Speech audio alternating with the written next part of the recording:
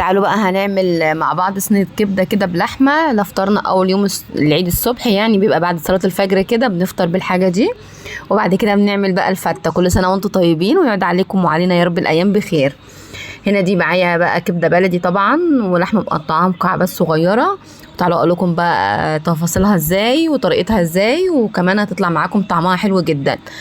يلا قبل ما نبدا بقى مننساش نعمل اشتراك للقناه ولايك وشير للفيديو عشان يوصلك اي جديد، وما ننساش نصلي على سيدنا محمد عليه افضل الصلاه والسلام. دوس على زر الجرس ونفعل كلمه الكل عشان يوصلك اي جديد. هنا معايا طبعا صينيه كبيره بسخن فيها معلقتين سمنه واحط عليهم معلقتين دهن. انا كنت مسيحاه كده. حطينا الدهن بقى تسخن الصينيه كلها والدهن يسيح معايا.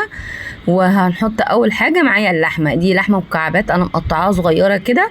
دي عاده انا بعملها كل سنه بنفطر عليها بعد ما بنصلي الفجر. تمام كده معايا اهو اللحمه طبعا مقطعاها صغيره عشان تستوي معايا. ويا دوبك نشوحها كده في السمنه شويه. نفضل بقى افضلي قلبي كده شويه كتار لغايه ما تلاقيها اتشوحت معاكي. هتبقى بالشكل ده كده. احنا الاول بنشوح اللحمه عشان هي بتاخد سوا معاكي يعني بتاخد وقت غير الكبده ما بتاخدش وقت خالص. احنا بنشوح اللحمه الاول وبعد كده بتخش في نص سوا ونيجي منزلين بقى الكبده زي ما انتم هتشوفوا كده دلوقتي. لو وصلتي معايا لغايه هنا صلوا معايا على سيدنا محمد عليه افضل الصلاه والسلام. ما ننساش تقولي لي بقى بتتابعيني منين. هنا بقى خلاص انا وسعت بقى كده في النص علشان انزل بالكبده. طبعا لازم الصينيه تبقى سخنه وانزل بيها كده وما اقلبش اول ما انزل بالكبده علشان ما تتهريش معاكي. هي كده يعني اول ما هننزل بيها والصينيه سخنه ومع السمنه هي هتمسك نفسها على طول. وبعد كده قلبيها بقى زي ما انت ما شايفه كده. وبرده افضلي قلبي شويه كده. افضلي بقى شويه يعني كل شويه قلبيها كده علشان كل حاجه تتشوح وكل حاجه تستوي كويس. الصينيه دي او الاكله دي بقى لو انت عندك او انتوا بتحبوا بقى الكرشه مع الفشه والحاجات التانية دي ممكن تعملوها معاها، لكن انا عن نفسي احنا ما بنحبهاش فانا بعملها بلحمه وكبده بس كده اهو. نفضل نقلب فيهم بقى كده. افضلي قلبيهم بقى. وبعد ما بنقلبهم احنا بنحط بقى بنوسع كده مكانه ونحط فصين توم مفرومين زي ما هتشوفوا كده دلوقتي. توم قليل يعني احنا ما بنكترش كمان. هي ممكن تحطي توم وممكن ما تحطيش. احنا بنحط كده اهو التوم في النص. هنقلبه برضو شويه كده وبعد كده قلبيهم كلهم مع بعض كده اهو.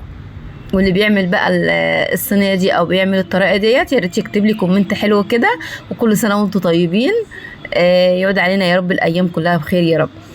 هنا خلاص كده قلبت الثوم بقى كله وانا مقطعه قرنين فلفل اخضر حامي اللي هو حراق. حطيهم عليه برضو وقلبيه. لو انت مش بتحبي الحراق ممكن تحطي فلفل رومي. ما بتحبيش الفلفل خالص ما تحطيش. افضلي بقى قلبي كده. هنقلب بقى شويه حلوين. وهي بقى اول ما قلبت هنا كده الريحه طلعت عليا جميله جدا. ريحه الفلفل مع الثوم مع السمنه واللحمه والكبده ريحه حلوه جدا. هنا بقى نقلب شويه كتار كده. وبعد كده بقى هنتبلها. هي خلاص دخلت معايا هنا على مرحله السوا. هنا بقى نتبل معايا بقى معايا ربع معلقه فلفل اسمر هنحطها كده دلوقتي اهي. ربع معلقه فلفل اسمر مع ربع معلقه كمون مع ربع معلقه 7 بهارات اللي احنا عملناها في الفيديو اللي فات. مع هنا ربع معلقه كزبره ناشفه بس. احنا ما بنحطش توابل تاني.